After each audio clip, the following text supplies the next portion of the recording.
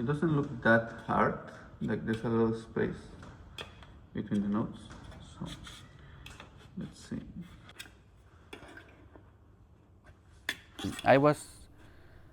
I was doing theater, and I was very inspired about making theater, but there were a couple of things that I didn't like about it.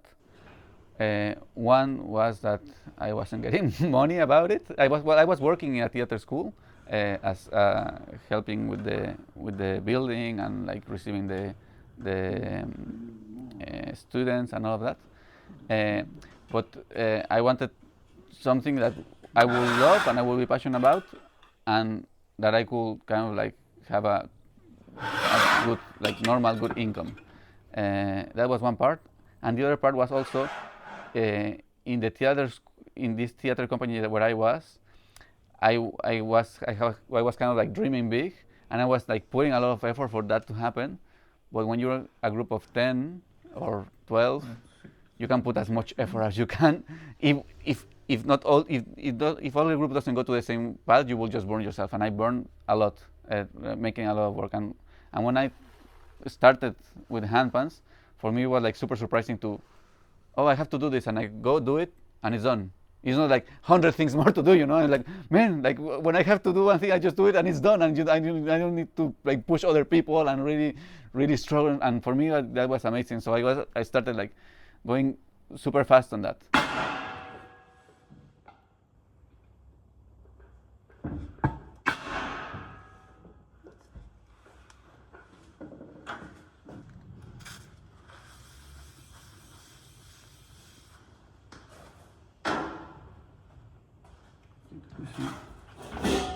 What's the orientation? So, like this. What do I want? Like this.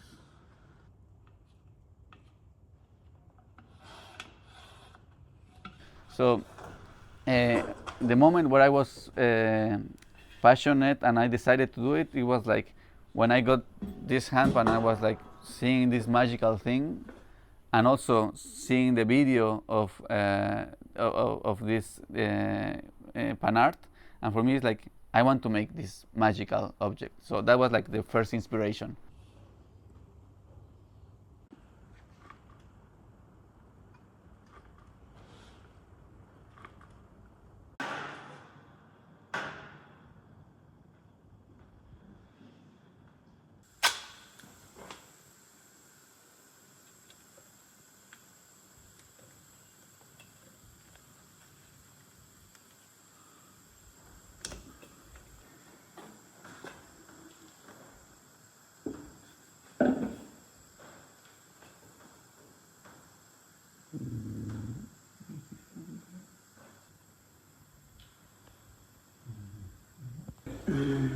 It's very messy, but it's the best for pressing this.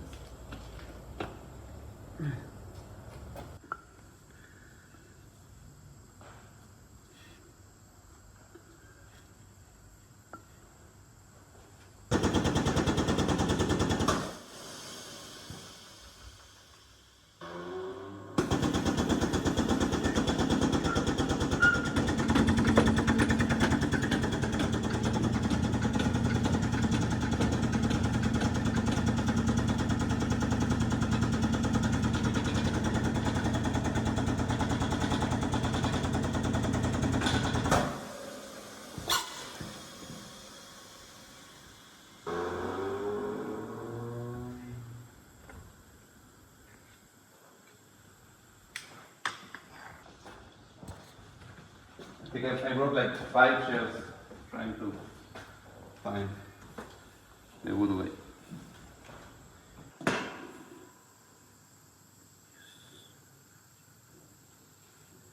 Yes, like sometimes I have issues centering it.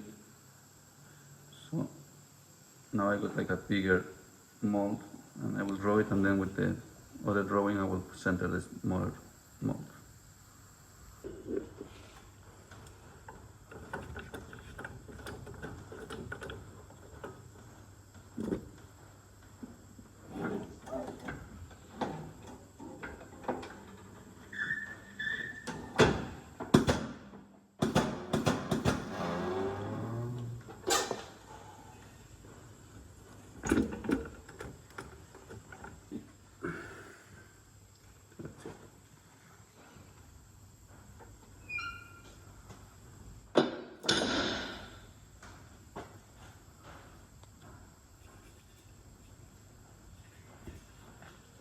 like quite flat. We still need to push it more, but it's quite flat now. So now we're gonna make like the double. So F2. Yeah, that's the first camera I used to sink a shell. Like I brought a flat sheet of metal and I got like 5 hours with that hammer, really flattening like crazy. It's like the first one. So I started it. I still didn't know if it would be my life or not. Of course, I have this romanticized idea of a handpan maker because they were like super mysterious. No, there was like those guys in Switzerland. There was like a guy in Russia that he was like in a bunker in the middle of nowhere that you have to travel there and wait for so many weeks, or it was like very difficult to reach that person. And there was like this aura of mysticism about handpan makers, and everyone was like very different. It was like this like super grumpy guy in Russia, and there was like all these like also a guy from United States that he was like building amazing machines. He was actually associated with a guy from Monsanto, an engineer that was like building the machines for Monsanto, and he was a steel pan tuner, and they're associated, and they was like building like these crazy super tech machines to make like super perfect handpans, and like it was like totally different style. And there was like also this 18-year-old guy from Holland, super open-hearted guy who was like sharing all this information with everyone. He was like researching by himself. So for me, like this amazing stories for these handpan makers, and I was like, oh, I want to be a handpan maker, and was like this romanticized idea.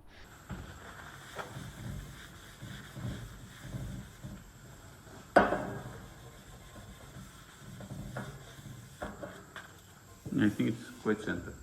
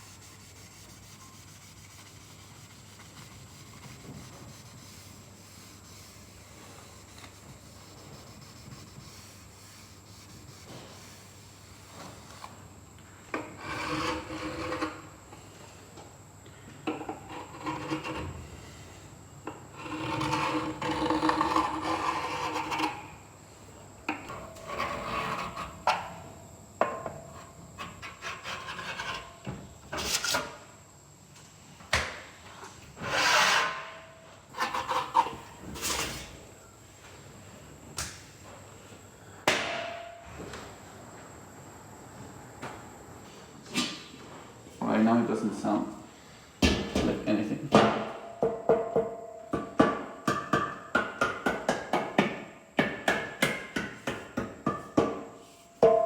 It has kind of like a scale.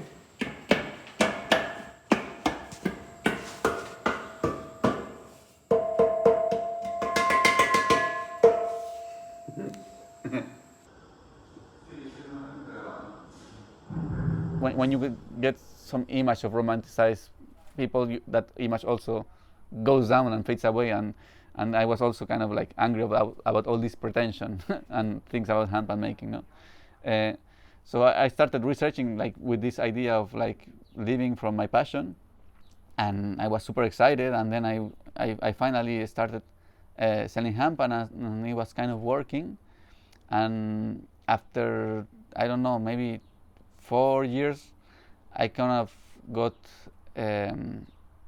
see the other part of it. And the other part is like that you spend a lot of time alone. That also when I started working other people, and I had a lot of pressure, and I really at some point I wanted to build more and more and more and more, and I saw myself as this like grumpy boss that is like controlling the workers and trying to be more efficient, and I realized I didn't like it at all. So I get back to working by myself, but at some point I was like, okay, maybe I don't want to make handpans anymore.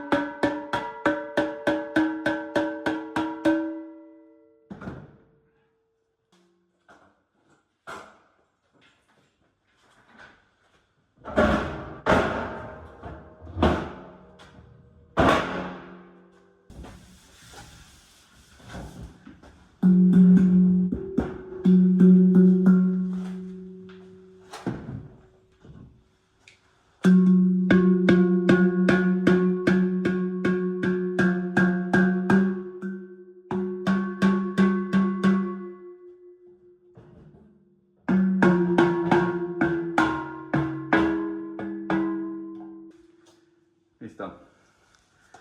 Ha sido duro, ¿eh? It's been hard. It's very nice. Like, I really like all the border finishing this one.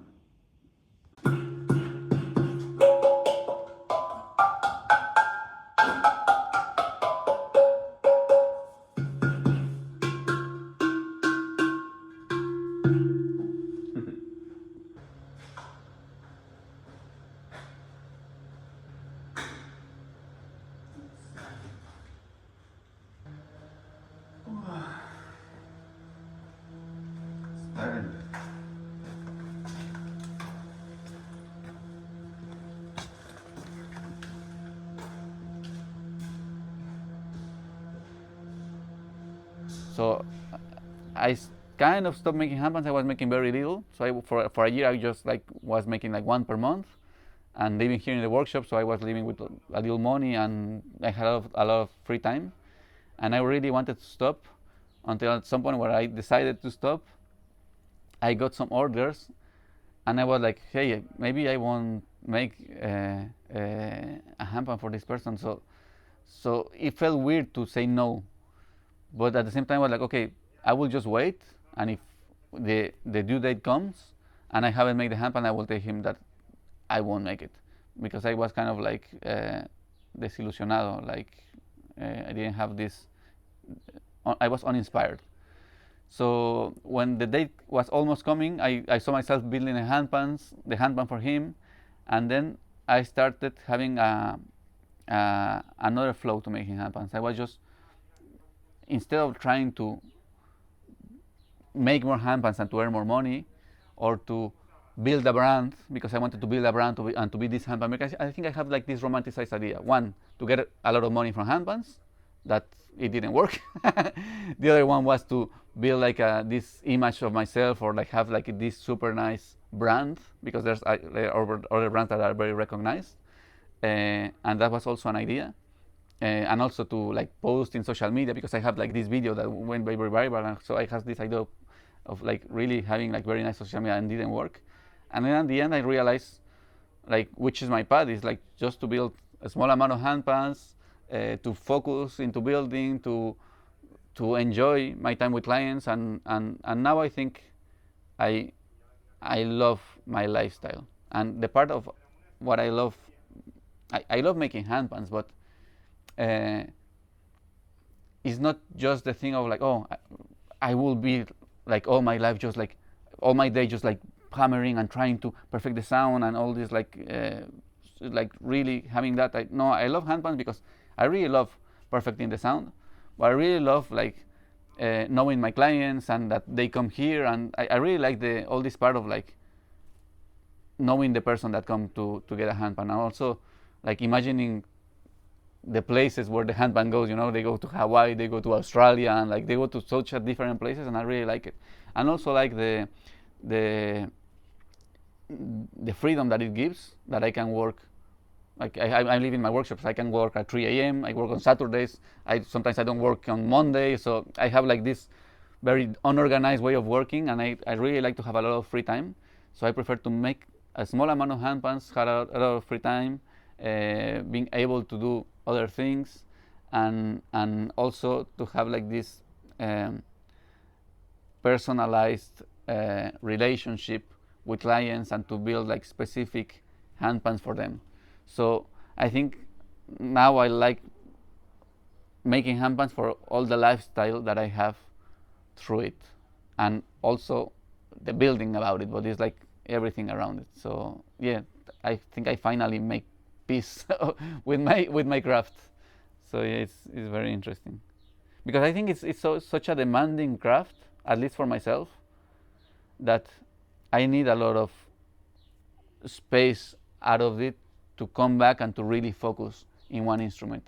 If when I was trying to build like 10 instruments per month, that is not a crazy amount of instruments, I was burning out myself, and I wasn't looking at the beauty of it. I think there's also a thing, I don't know, maybe everyone is different, no? Some people will be able to see the beauty of handpans, or building handpans, even if they're like 24/7 there. But for me, I need space to kind of like come back and to appreciate it again.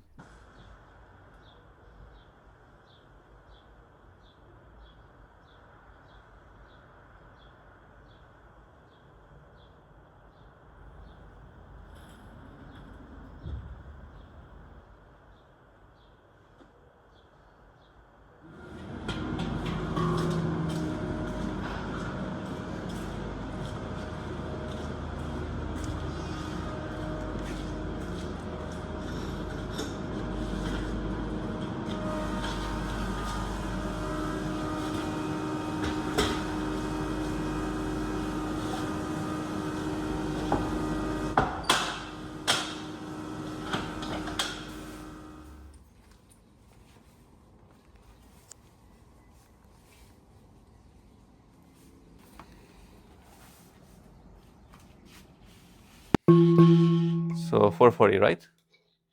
440 hertz.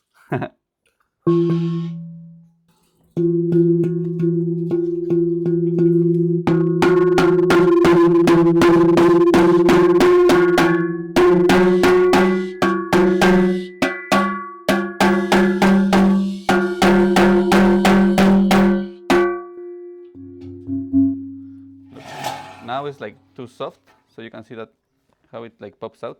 Pluck, pluck, pluck. So this is like there's a lot of compression, so it's like this, like the when you close the mayonnaise or the mustard, like it has like the click click click. So it's kind of the same. So I need to put more tension here, so this gets stronger. So that's how you give stability to the note. This side, for example, is very, it has much more tension than this one.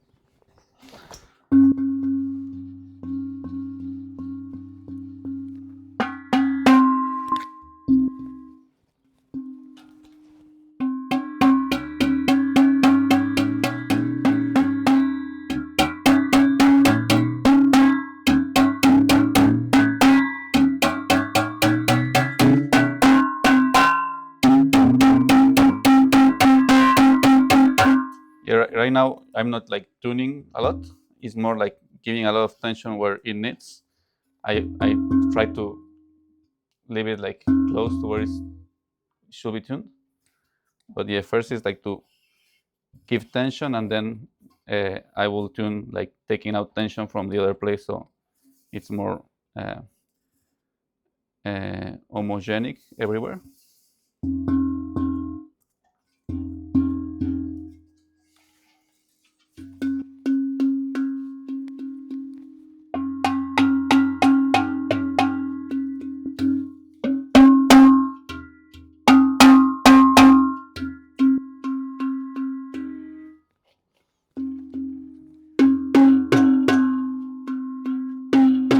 So now here is very hard, and here is a little soft. Like now it's harder than before. But here's like you can see that it doesn't move here, even if I push a lot. And here it moves more. So now I will stretch this metal to give more compression here.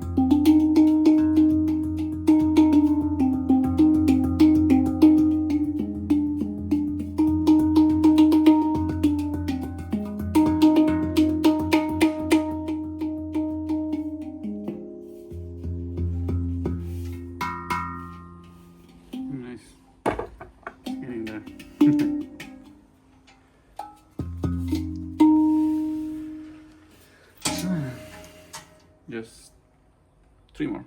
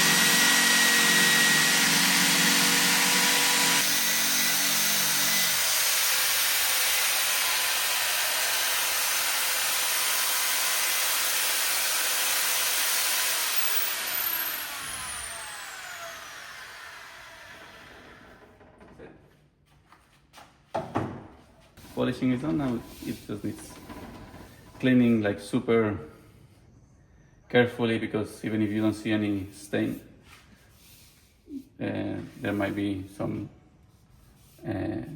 oils or dust, well, not dust, but like oily things or that can appear after the oven. So now it's important to really clean very well.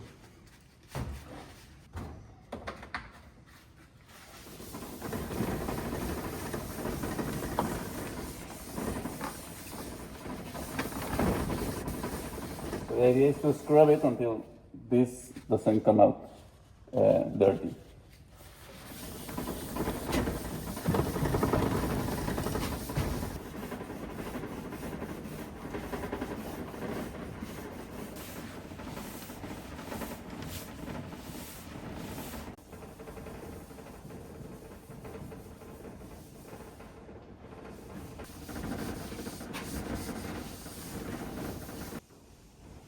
Some stuff, like there's some stuff that is like really tedious, but it's not as tiring, you know. Like as I say, when I can spend like 1 or 2 hours shaping, and somehow it's not as tiring because you know what you have to do. You just like go there and then you like really make the circle of the knot like as much perfect as you can. And but this thing is like tiring in a way that you go and then it just goes past the tune a little bit, and then you have to come back, and then you try this and it doesn't work, so you go up again. And so it's like constantly trying and failing and trying and failing and finding ways to solve it, and it takes more effort in the same amount of time, but it's some kind of like effort of attention, because you have to imagine the note, how it's moving, and if it went down here and it got stuck, how you liberate it and how you move it from the other side and how you lower the note, but so it doesn't get like, it gets lower but it doesn't get like floppy and like not tense. So it's like being aware of a lot of things at the same time, what makes it kind of like tiring. Yeah.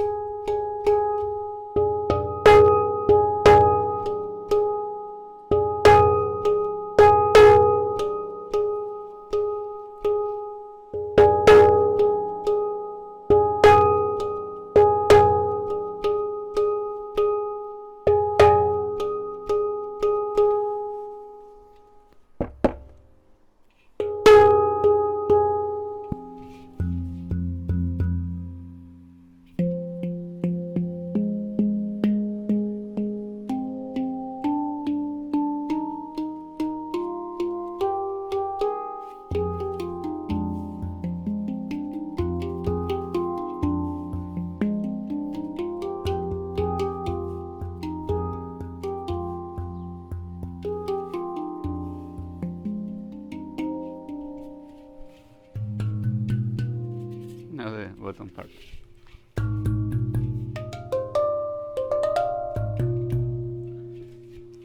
Okay.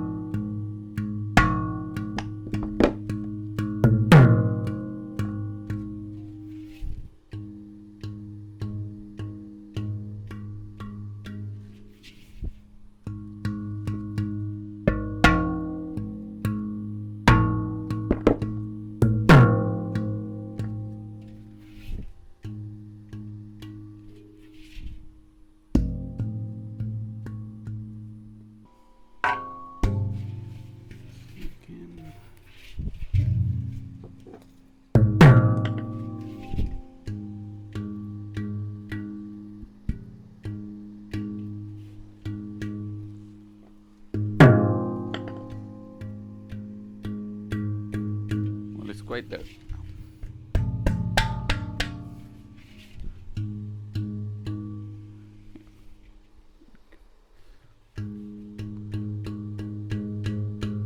I will leave it there because it might move a little bit later.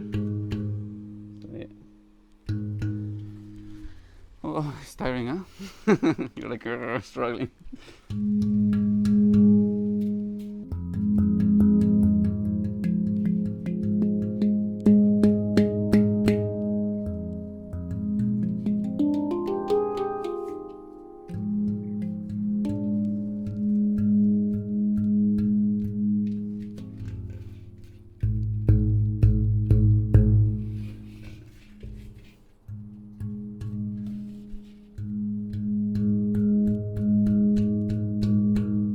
Like the lowest note I've done on the bottom, A flat 2. I could do smaller with a smaller, or maybe moving the center, but yeah, sounds nice.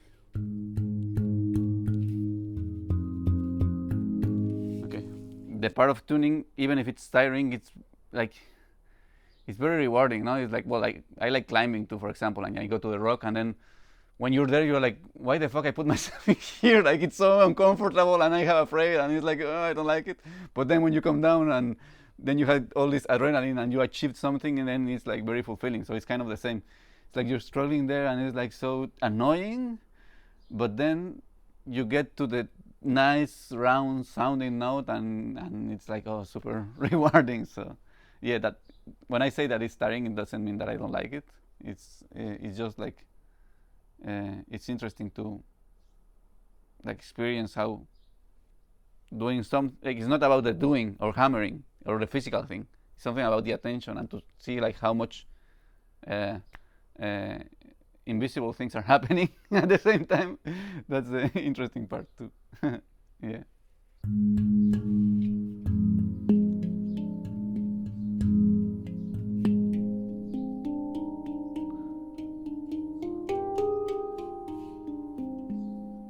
And it's also very crazy, you know, how harsh it is while you're like hammering, and then the sound is so soft and delicate. It's very funny, the comparison between both. And you have,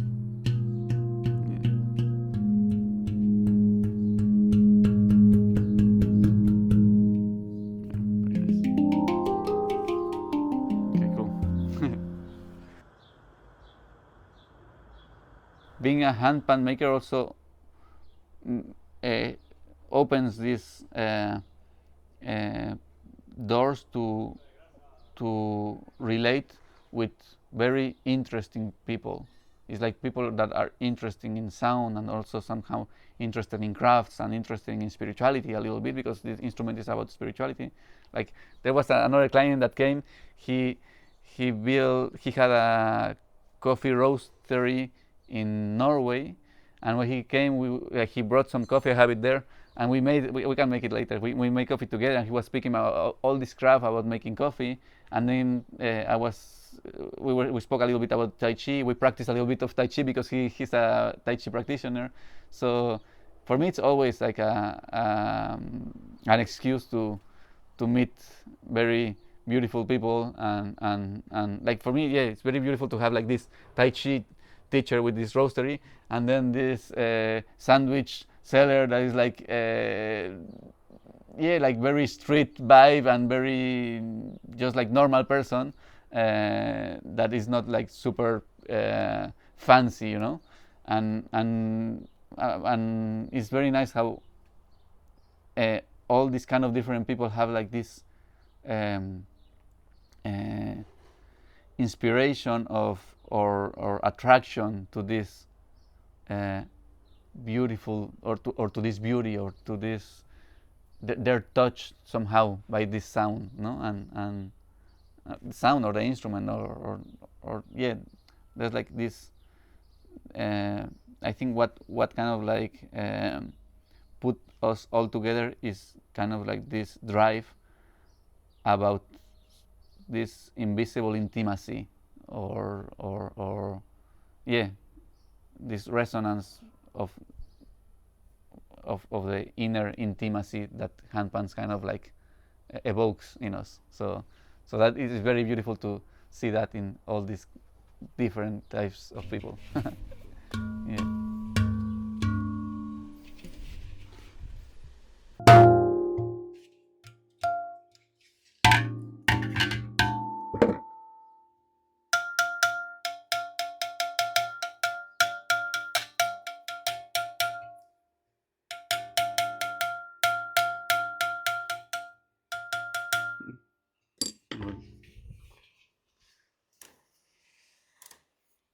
This is just to show. This is very interesting. Like these are round notes. This is like when it's very high tone. Um, Sometimes the fifth doesn't sound as much. So in order to have like a, because it might be very stiff. So in order to have like a not that stiff with good volume and free note, you do it round. So you skip the fifth. So you tune the octave on both axes.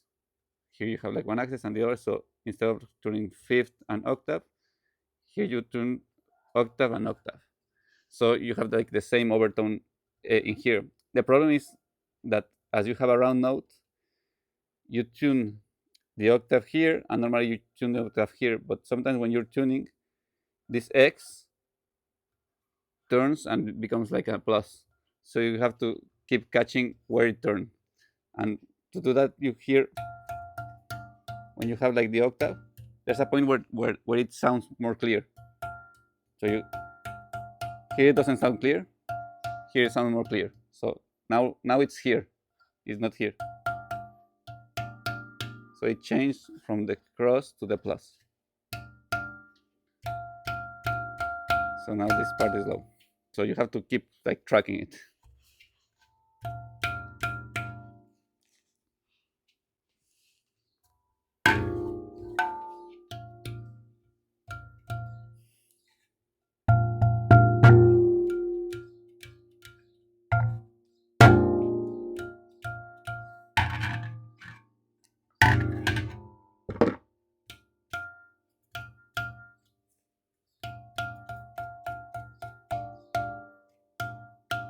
It changed again. Now it's not here, it's here.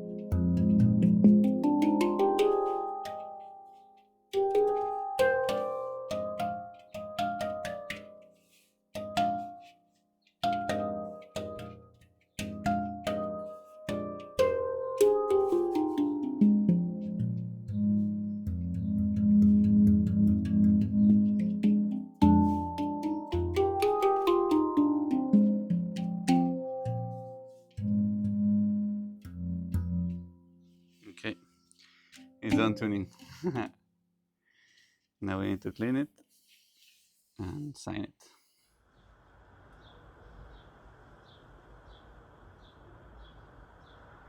it.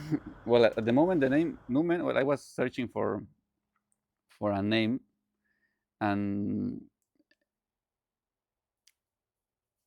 I didn't knew the word, but I don't know how. I don't know how I got to that. I think I went to a dictionary because I wanted to find a synonym for inspiration, and I found that numen is like a Latin word that is used in all the Latin languages, and it was like a specific type of inspiration. It's like the inspiration that drives the artist to create a piece of art. So it's like you can be inspired by the sky, but it's like when you have inspiration, it's like, okay, I will create something. So for me, it was like very um, specific word, or like a thing that summarizes very well what got me into building handpans. It was like first I was like inspired by the instrument and I wanted to play it, but then I realized that I was actually inspired to create that magical object. So that was kind of like the thing that drive me to start making them.